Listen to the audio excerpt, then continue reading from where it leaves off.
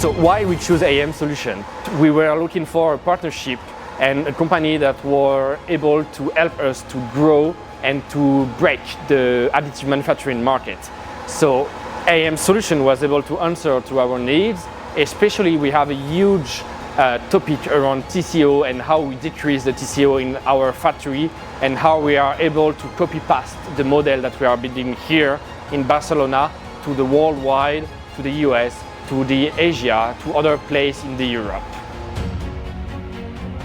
Hello, I'm Hirt and Adamowicz, co-founder of Something I Did, a venture-backed company founded in 2024 and dedicated to develop exclusive and innovative solutions for the footwear industry and through additive manufacturing. We are here in Barcelona, our first factory and the starting point of our future industrial model.